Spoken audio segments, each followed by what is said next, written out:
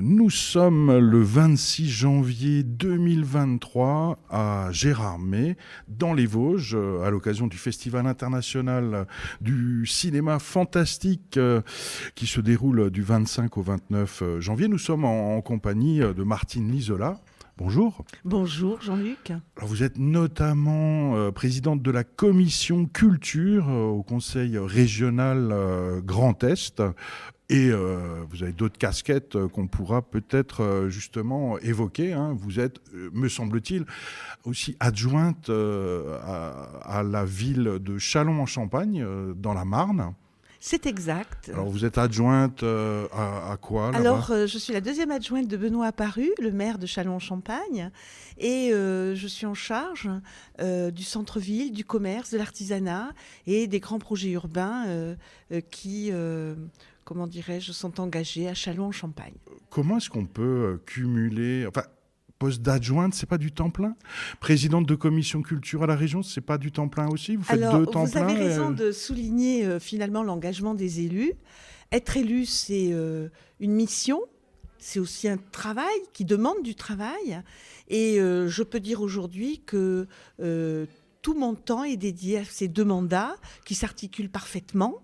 Je suis maître de mon agenda et j'arrive, je crois, mais c'est peut-être pas à moi de le dire, c'est plus à mes partenaires, j'arrive à satisfaire les objectifs, d'être au service de mes concitoyens, tant pour ce qui concerne le mandat de la région Grand Est. Vous l'avez dit, je suis en charge de la culture à la région Grand Est. Et tant pour ce qui concerne mon mandat local d'adjointe au commerce à Châlons-en-Champagne.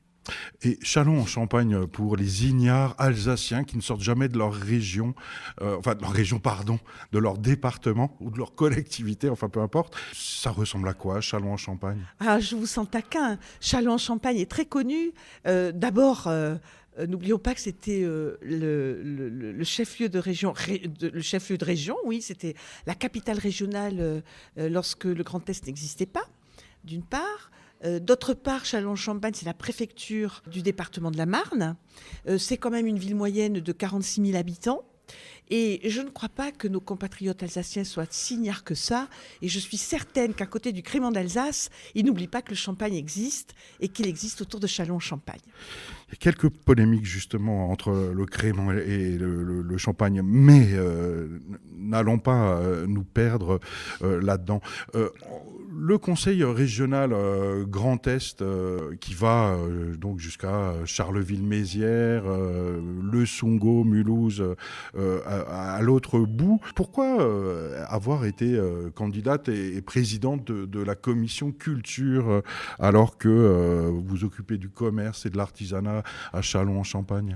Alors, tout d'abord, c'est pas moi qui ai choisi cette thématique de la culture, c'est le président Rotner, lorsqu'il a composé son exécutif en juillet 2021, qui a souhaité me confier le portefeuille de la culture. Ça, c'est une chose. J'avais précédemment, pendant 6 ans, en charge le portefeuille de l'aménagement du territoire, en binôme d'ailleurs avec Franck Leroy, notre actuel président. Il est d'usage que les élus, lorsqu'ils se représentent et qu'ils sont à nouveau élus, changent de délégation. C'est une tradition. Il est assez peu courant que des élus conservent leur délégation. C'est ainsi qu'à Châlons, par exemple, j'ai pu m'occuper d'éducation, j'ai pu m'occuper de sport, de vie associative et également de culture. Je suis une ancienne adjointe à la culture à Châlons-en-Champagne. Alors, votre question, c'est pourquoi la culture ? Je vous l'ai expliqué en termes au plan fonctionnel. Maintenant, j'ai une appétence pour la culture, j'ai surtout une appétence pour mes concitoyens, et qu'il s'agisse de culture ou d'aménagement du territoire, je me sens véritablement à leur service. Mais la culture, justement, ça représente quoi au niveau de la région ? Alors, il y a les festivals, bien sûr, mais est-ce que ça s'arrête là ? Et puis, quel festival ? Tout le monde a droit à sa petite subvention ? Comment ça fonctionne ? Alors, votre question est, comment dirais-je, si je puis me permettre, très pertinente, parce que effectivement, la culture, on pourrait dire c'est tout et rien, mais c'est quand même très précis. Chaque année, nous instruisons à peu près 3000 dossiers. 3000 dossiers, et souvent ce sont des dossiers d'aide, de subvention. La culture dans la région Grand Est représente un budget de 71 millions. Alors, dans la culture, vous avez 4 pôles, je dirais, sans être technique, 4 pôles essentiels. Le spectacle vivant, les industries créatives, le cinéma en fait partie, le livre en fait partie. Vous avez le patrimoine, le bâti, restaurer des églises, restaurer du patrimoine bâti, du bâtiment historique. Et puis, vous avez aussi la transmission des savoirs. C'est tout le bilinguisme, le transfrontalier. Dans chacune de ces thématiques, nous intervenons en soutien. Par exemple, sur les industries créatives, le festival de Gérardmer, qui nous réunit aujourd'hui, est un des festivals que nous soutenons le plus à la région Grand Est. Sans le soutien de la région Grand Est, ce type de manifestation ne pourrait pas exister, n'est-ce pas, premièrement. Alors, nous aidons d'une part les compagnies artistiques, et d'autre part, nous aidons les institutions, ce qui n'est pas tout à fait pareil. L'institution, ce qui me vient naturellement à l'esprit, c'est par exemple le centre de Pompidou-Metz. Sans la région Grand Est, le centre Pompidou-Metz ne pourrait pas fonctionner. Par exemple, en institution, j'ai en tête les opéras, les orchestres, l'orchestre de Mulhouse, la filature, la scène nationale, la filature de Mulhouse, par exemple. Et la filature, par exemple, elle ne pourrait pas exister sans le soutien du Conseil régional du Grand Est ? Alors, je n'irai pas jusqu'à dire qu'elle ne pourrait pas exister, mais elle aurait du mal à fonctionner, puisque ce sont des subventions de fonctionnement que nous versons pour permettre aux institutions de fonctionner, de payer leur masse salariale, de payer leur programmation, etc. Voyez ? Donc, si vous voulez, le soutien des collectivités, quelles qu'elles soient, et a fortiori le soutien de la région Grand Est, est, je dirais, très déterminant.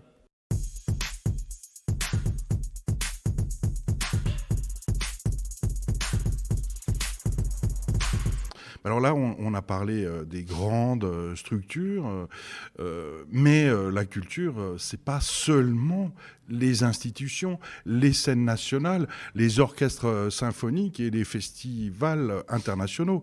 C'est aussi des choses plus petites, des petites associations. Mais bien sûr. Et qu'est-ce qui se passe par rapport à ça ? Eh bien, écoutez, je vais vous raconter une anecdote qui me vient à l'esprit en écoutant votre interrogation. Tout récemment, je me suis déplacée en Meuse. Vous voulez dire en fait que la culture, c'est aussi la ruralité. C'est pas que dans les centres urbains. Et vous avez raison de le dire.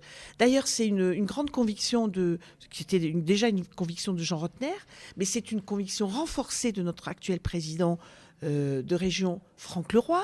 N'oubliez pas qu'il a été 6 ans à l'aménagement du territoire, je vous l'ai dit. Et la culture, c'est aussi de l'aménagement du territoire, n'est-ce pas ? Et l'aménagement du territoire, c'est aussi aller vers la ruralité, aider les petites compagnies et aider la ruralité. Alors, mon anecdote que je voulais vous livrer, tout récemment, dans un village qui s'appelle Hattonchâtel, dans la Meuse, se déroule chaque année un festival d'art lyrique, qui est porté d'ailleurs par une soprano, dont le mari est aussi chef d'orchestre. Donc, c'est des gens un peu du milieu de l'art lyrique. Et chaque année, il faut un festival. Et jusqu'à présent, on les aidait, je dirais, symboliquement. Et l'année dernière, on a redoublé notre soutien. On l'a multiplié par 2, peu importe la somme. Mais je me suis déplacée. J'ai fait de la médiation avec l'orchestre de Metz pour que Metz se déplace chez eux, qu'on mette en place des synergies entre la métropole de Metz et puis la ruralité de Hattonchâtel. Voilà une illustration d'une culture qui va dans les territoires. Martine Lisola, on parle de la ruralité, mais il n'y a pas que la ruralité dans la région Grand Est. Il y a aussi des formes, nouvelles, elles ne sont plus nouvelles aujourd'hui, mais des formes culturelles urbaines, comme le hip-hop, avec le graphe, avec le rap, avec la breakdance, et des jeunes qui ne sont plus forcément connectés au monde politique et qu'ils sentent distants, lointains, intouchables, incompréhensibles, et j'en passe. Par rapport à ça, pour employer du jargon administratif, c'est les QSP dans les quartiers difficiles, non. Les QPV. Les QPV, voilà, pardon, je m'y perds dans tous les acronymes. Les quartiers prioritaires de la politique de la ville. Exactement. Donc le conseil régional existe, et par rapport à des jeunes qui peuvent avoir envie, pourquoi pas, de créer une association, déjà, c'est une étape administrative pas forcément facile pour quelqu'un qui n'y connaît rien. Et ensuite, il y a un temps de réponse totalement inadapté par rapport à des jeunes. Bon, alors, on n'est pas obligé de leur répondre dans la seconde, mais en tout cas, créer une asso, demander une aide, savoir où le faire, etc., ça peut prendre des mois, voire un an ou deux. Est-ce qu'à ce niveau-là, il y a une action qui est menée pour rapprocher les jeunes citoyens du Grand Est de leurs élus au Conseil régional ? Oui, tout à fait. Tout d'abord, si je souscris assez à votre analyse, que parfois la machine administrative est lourde à manœuvrer, hein, je veux vous dire qu'à la région Grand Est, notre projet, notre dessein, c'est d'être au service d'eux. En tout cas, pour ce qui me concerne, je suis très animée par cette idée, premièrement. Deuxièmement, votre question, c'est de dire comment une région d'une taille assez importante peut-elle être en proximité. Eh bien, je vais vous dire comment. Nous avons pallié la difficulté que peut représenter la taille de notre territoire en instaurant quasiment dans chaque département, dans chaque territoire, macro-territoire ou micro-territoire, comme vous voulez, eh bien, des antennes de la région Grand Est. C'est ainsi que nous avons une quinzaine de maisons de région dans tout le territoire de la région Grand Est. Par exemple, nous sommes à Gérardmer, nous avons une antenne du siège de la région à Épinal. Nous en avons à Saint-Dizier. Nous avons conservé les emplois, les collaborateurs de l'hôtel de région de Châlons. Donc, je disais, nous avons 15 points d'accueil de la région Grand Est dans tout le territoire. Voilà un exemple de proximité organisée. Maintenant, quand vous dites, imaginons une association de jeunes, vous avez parlé des jeunes, mais il y a aussi les moins jeunes, qui veulent demander une subvention à la région pour être aidés, par exemple en matière de culture. Nous avons un site internet extrêmement développé, très ergonomique, très, comme on dit, intuitif, où vous pouvez taper par exemple culture, demande d'aide, soutien, film, production, et paf, dans le moteur de recherche, très simplement, vous avez qui apparaît le dossier en question, vous le téléchargez, vous l'envoyez, etc. Et pour finir mon propos sur la relation du citoyen à la région Grand Est, je m'inscris en faux quand vous décrivez que peut-être les délais sont très longs en termes de réponse de la région Grand Est. Non, nous avons, j'oserais presque dire, une charte de comportement. L'idée, c'est de répondre aux personnes qui nous écrivent. En principe, on leur répond assez rapidement. Et puis, les élus, j'en fais partie, nous sommes joignables, nous ne sommes pas désincarnés, quoi. Nous existons en chair et en os et nous sommes dans les territoires. Voilà. Pour ces territoires, j'imagine que Martine Lisola, en tant que présidente de la commission culture du Grand Est, vous les parcourez à longueur de journée. C'est quoi votre record en heures de transport pour aller d'un bout à l'autre du Grand Est ? Je suis pas une Kenyane qui me balade dans le territoire du Grand Est et à compter mes performances. Mais ce que j'ai à cœur, en tout cas, et je le dis avec beaucoup de sincérité et de foi, c'est d'être là où il faut être. Par exemple, à Gérardmer, il faut être à Gérardmer, j'y suis. Demain, je serai ailleurs. La semaine prochaine, je vais présider un comité artistique où à Reims, on va édifier un nouveau bâtiment universitaire. Et là, on va permettre à des artistes de créer une œuvre par le fameux 1% artistique. Voilà, j'ai mon agenda qui se remplit et en principe, j'essaie de répondre aux demandes. Déjà, ça nourrit bien mon agenda. Et puis après, je vais aussi en Meuse. La semaine dernière, j'étais en Meuse à Saint-Dizier. J'étais à Écuré dans un tiers-lieu magnifique qui correspond à une fonderie qui a été requalifiée en tiers-lieu. Le travail ne manque pas. Je n'en doute pas une seconde, mais avant de se plonger dans le sang, les zombies et le cinéma fantastique ici à Gérardmer, si on avait envie d'une sélection de festivals du Grand Est et de se promener durant l'année dans la région, où est-ce qu'on pourrait aller Je peux vous le dire, c'est pas compliqué. J'ai déjà 4 festivals en tête majeurs. Allez, on n'est jamais mieux servi que par soi-même. Je vais commencer par Châlons-en-Champagne, mon territoire d'origine, où se déroule chaque année à l'automne le festival Waronscreed, dont le directeur est Philippe Bachmann, un bel ami qui est en difficulté de santé en ce moment et j'ai une pensée pour lui, même une grande affection. Donc War on Screen, on appelle WOS, à Châlons-en-Champagne. Après, vous avez aussi du fantastique à Strasbourg. Vous avez aussi à Villerue, le festival du film italien.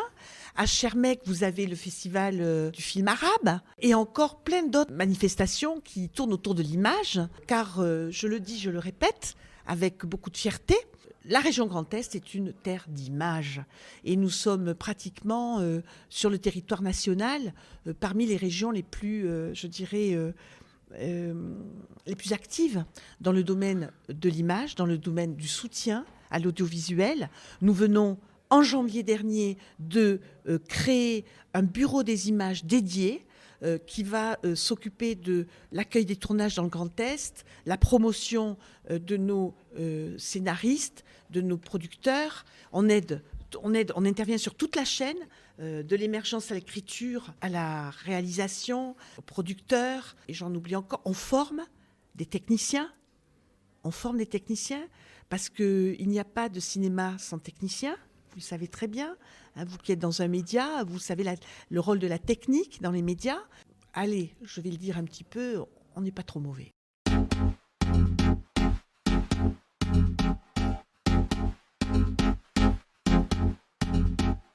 Alors, ici, on est évidemment à Gérardmer, la perle des Vosges, au cœur du festival du film fantastique.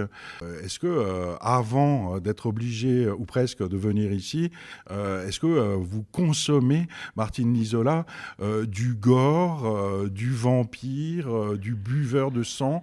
Alors, j'aime bien ce mot parce que je le trouve drôle. Je ne vais pas vous raconter de carabistouille. Non, je n'aime pas le film fantastique. Voilà, ça, voilà, j'ai le droit. Hein. Mais ça ne m'empêche pas d'être là. Ça ne m'empêche pas de défendre ce genre. Ça a fait la notoriété de Gérardmer en partie, au plan culturel. Donc c'est très important. Il y a un public pour ça. Il y a même un jeune public pour ça, je crois. Moi, j'en fais pas partie. Voilà, bon, c'est tout. Moi, par exemple, le film que j'ai vu, la projection que j'ai vue, le film d'ouverture, hier soir, m'a un peu dérangée. L'histoire d'un gamin qui boit du sang et qui est vampirisé, waouh, moi, ça me glace. Il faudrait goûter du sang, peut-être, avant de se prononcer. Voilà, quoi. Mais bon, sinon, l'ambiance ici, alors en revanche, si j'aime pas le cinéma gore, comme vous dites, hein, ou les images gore plutôt, le cinéma gore, voilà. L'ambiance ici, elle est juste, mais exceptionnelle. J'ai adoré l'ambiance hier dans la salle. J'ai trouvé le public très joueur, très complice, très actif finalement, hein, acteur finalement de l'événement. Moi, j'y étais très très sensible, vraiment. Et l'accueil ici est juste extraordinaire, quoi. Moi, j'ai calibré mon déplacement d'une journée et demie. J'aurais mieux fait d'en prendre 2 ou 3 parce que je serais bien volontiers resté encore plus, vous voyez. Est-ce que les autres élus des autres collectivités, maintenant ça fait 30 ans que le festival prend place à Gérardmer, donc, mais comment convaincre quelqu'un qui n'a jamais vu de film fantastique, qui se dit que est-ce que c'est véritablement de l'art ou de la culture, on peut se poser la question. Enfin, comment les collègues de la commission culture du Conseil régional du Grand Est, est-ce qu'ils trouvent intéressant ce genre de cinéma? Comment convaincre, comment toucher ceux pour qui ça n'existe pas? C'est un sous-genre, c'est quelque chose qui est à oublier, à regarder dans un coin. Alors Jean-Luc, là vous posez un vrai sujet de fond qui touche tout simplement à la liberté de création. Car ce que vous dites de façon, comment dirais-je, malicieuse, sous forme de provocation, hein, quand vous dites un sous-genre, par exemple, c'est valable aussi pour d'autres disciplines, par exemple l'art contemporain. Bien sûr. Combien de fois ai-je entendu, et notamment de la part d'adversaires politiques, que, par exemple, l'art contemporain ne représente rien et que si ça tenait qu'à eux, ça n'existerait pas. Suivez mon regard, n'est-ce pas? Donc, ce que vous dites est applicable à l'art contemporain. Moi, dans l'art contemporain, par exemple, je n'aime pas tout, et vous non plus, sans doute, mais ce n'est pas une raison pour bafouer ce principe fondamental qu'est la liberté de création. Moi, je n'aime pas le cinéma fantastique, ça ne me parle pas. Ça ne parle pas à ma sensibilité. C'est une chose. Mais ce n'est pas pour autant que cela ne doit pas exister, n'est-ce pas? Ok. Mon goût n'est pas privatif de la liberté de création, d'une part. D'autre part, vous me dites comment convaincre? Eh bien, tout simplement en continuant à défendre la liberté de création. Tout simplement.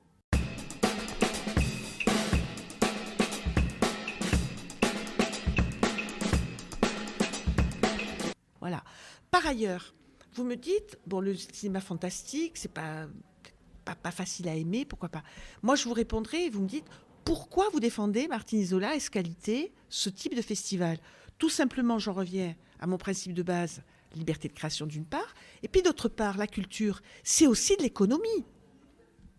Et un élu, il est là pour quoi faire? Pour développer les territoires, n'est-ce pas? Moi, tant que Gérardmer fonctionne, tant que Gérardmer permet de la création, permet de conquérir des jeunes publics, permet à un territoire de se développer, de faire du business, entre guillemets, c'est pas un vilain mot, business, hein, d'accord, hein, tant que les hôtels se remplissent, tant que les restaurants se remplissent, tant que Gérardmer rayonne dans le Grand Est et au-delà, eh bien ma collectivité, elle achète, il n'y a aucun problème. Il n'y a pas que Martine qui décide d'ailleurs. Hein. On est une collectivité avant tout. Moi, je ne suis que l'homme le vermisseau qui s'occupe de la culture. Mais c'est toute une collectivité qui est derrière moi. Donc Martine Lisola, humble vermisseau de la culture. Alors en janvier 2023 à Gérardmer, il fait froid. Enfin, il fait froid partout, mais ici aussi. Et donc il va falloir du chauffage. Tout augmente aujourd'hui, notamment le coût de l'énergie.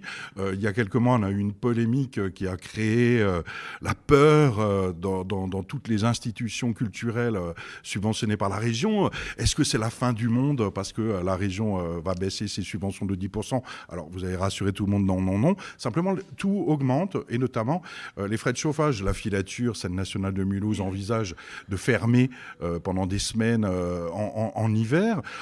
En gros, plus de dépenses pour les projets culturels. Est-ce que la région va suivre? Comment ça va se passer avec cette collectivité? Comment vous allez faire Alors, on ne revient pas sur la polémique des 10%. Je crois que les choses ont été dites, sont claires. Juste pour boucler le sujet, je le répète, je l'ai déjà dit en décembre dernier en assemblée plénière, lorsque le vote du budget de la région a été donc organisé, n'est-ce pas? Le budget de la culture dans la région Grand Est ne bouge pas. Il est maintenu, ce qui est déjà beaucoup. Alors, avec l'inflation ou hors inflation? Il n'augmente pas, il est maintenu à son niveau. Donc il baisse en valeur réelle? Non, il ne baisse pas. Avec l'inflation, si? Non, il est maintenu à son niveau de 71 millions. On aurait pu effectivement le baisser pour tenir compte du contexte inflationniste et notamment sur l'énergie. N'oublions pas que nous avons plus de 240 lycées et que le coût de l'énergie pour la région Grand Est, c'est plus de 100 millions d'euros. D'accord ? Donc, on aurait pu éventuellement ponctionner la culture pour, comment dirais-je, éponger ou amortir ce surcoût. Bon, ça, la polémique, elle est derrière nous. Alors maintenant, vous me dites comment vont faire les institutions pour tenir le coup face à cette inflation énergétique.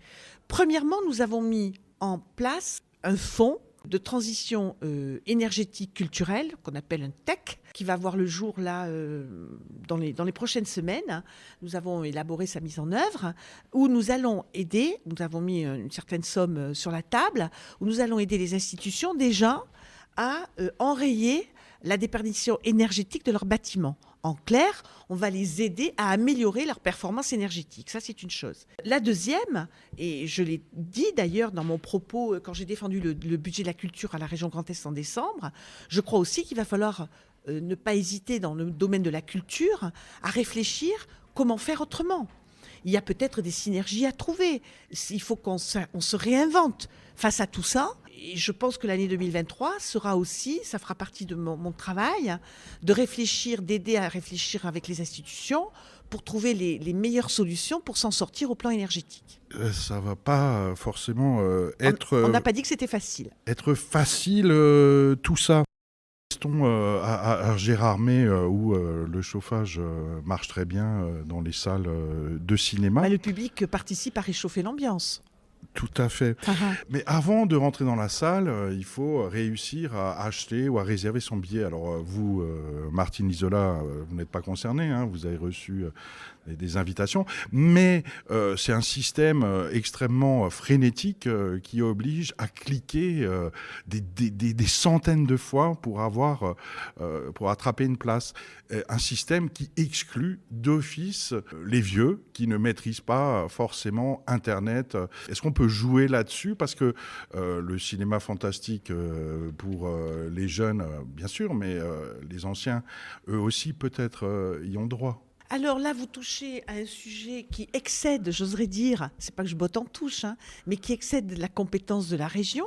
Mais je ne manquerai pas de m'entretenir avec Pierre, le président du festival, pour lui dire qu'effectivement, peut-être son système de billetterie est peut-être à simplifier. Voilà, peut-être une voie pour les illettrés d'Internet qui permettent je le comprends. Remplir un bon vieux dossier en papier pour avoir le droit de voir des films. Dernière question, peut-être indiscrète, sans doute, évidemment. Vous n'êtes pas salarié par ailleurs par une entreprise privée dans le domaine, je sais pas, immobilier ou autre, vous êtes très taquin. Hein. Non, je ne suis pas salarié. Je suis, comment dirais-je, à la retraite depuis 1 an. Et je n'ai pas d'activité salariée, si c'est votre question. Et donc, évidemment, je rebondis là-dessus pour demander ce que vous pensez de la démission de Jean Rottner pour raison familiale, hein, il me semble, dans un premier temps. Tout le monde a eu peur qu'il y ait un cancer ou pire dans sa famille. Je ne crois pas que ça soit le cas. Alors, écoutez... Jean Rottner, je veux dire une chose, je profite de le dire, il a fait quand même un travail absolument remarquable pendant plus de 5 ans à la région Grand Est, et ça a été un grand président. Il a fait des choix personnels et professionnels qui l'ont conduit à mettre un terme à tous ses engagements politiques publics. C'est son choix, et moi, pour ce qui me concerne, je le respecte. D'accord, c'est votre droit le plus strict. Eh bien, merci beaucoup, Martine Lisola, présidente de la commission culture du Conseil régional du Grand Est. Et à bientôt, peut-être, dans une salle de cinéma pour autre chose que le cinéma fantastique que vous n'aimez pas. Eh bien, je vous invite à venir à Châlons-en-Champagne. Merci. Merci Jean-Luc et longue vie à WNE.